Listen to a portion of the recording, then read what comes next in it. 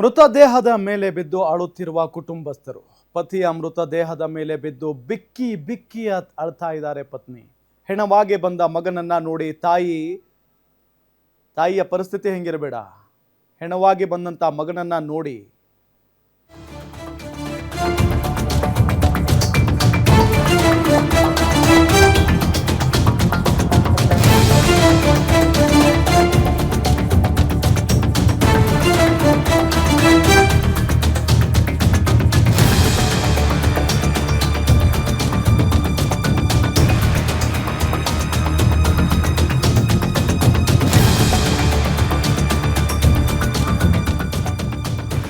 ಪತಿಯ ಕೈಗಳನ್ನ ಬಿಗಿಯಾಗಿ ಹಿಡಿದು ಅಳ್ತಾ ಇದ್ರು ಪತ್ನಿ.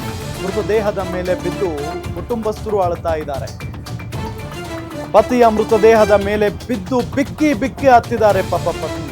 ಹೆಣವಾಗಿ ಬಂದಂತ ಮಗನನ್ನ ನೋಡಿ ಆ ತಾಯಿ ಅಂತೂ ಪಾಪ ಆ ತಾಯಿಯ ಆಕ್ರಂದನವನ್ನ ನೋಡೋದಕ್ಕಾಗಲ್ಲ. ಗಮನಿಸ್ತಾ ಇದ್ದೀವಿ ದೃಶ್ಯದಲ್ಲಿ.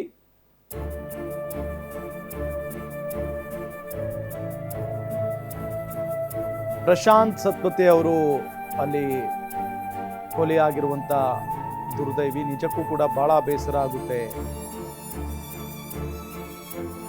ಅಲ್ಲಿಗೆ ಹೋದಂತ ಸಂದರ್ಭದಲ್ಲಿ ಕೇವಲ ನಮ್ಮ ಕರ್ನಾಟಕದವರು ಮಾತ್ರ ಅಲ್ಲ, ಬೇರೆ ಬೇರೆ ರಾಜ್ಯದ ಜನ ಕೂಡ ಹೋಗಿದ್ರು. ಅದರಲ್ಲಿ ಹಿಂದೂಗಳಲ್ಲ ನೀವು ಅಂತ ಹೇಳಿ ಗುಂಡಕ್ಕಿ ಕೊಂದು ಹೋಗ್ಬಿಟ್ಟಿದ್ದಾರೆ. ಮೃತದೇಹದ ಮೇಲೆ ಯಾವ ರೀತಿಯಾಗಿ ಕುಟುಂಬಸ್ಥರು ಬಿದ್ದು ಅಳ್ತಾ ಇದ್ದಾರೆ ನೋಡಿ. ಪತಿಯ ಮೃತದೇಹದ ಮೇಲೆ ಬಿದ್ದು ಪತ್ನಿ ಬಿಕ್ಕಿ ಬಿಕ್ಕಿ ಹತ್ತಿದ್ದಾರೆ. ಅಯ್ಯೋ ಇನ್ಯಾರು ನಮಗೆ, ನಮ್ಮನ್ನು ನೀವೇ ಬಿಟ್ಟು ಹೋಗ್ಬಿಟ್ರಲ್ಲ. ನೋಡಿ ಅವರ ಕಣ್ಣೀರನ್ನ ನೋಡಿ, ಅವರ ಗೋಳಾಟವನ್ನ ನೋಡಿ, ಹೊಟ್ಟೆ ಉರಿಯುತ್ರಿ.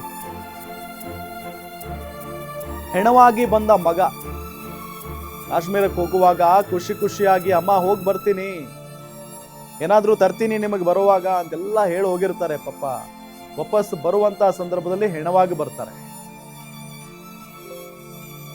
ಹೆಣವಾಗಿ ಬಂದಂತ ಮಗನನ್ನ ನೋಡಿ ತಾಯಿ, ಆಕೆಯ ಪರಿಸ್ಥಿತಿ ಅದನ್ನ ಬಾಯಿಂದ ಹೇಳೋದಕ್ಕೂ ಕೂಡ ಸಾಧ್ಯ ಆಗಲ್ಲ.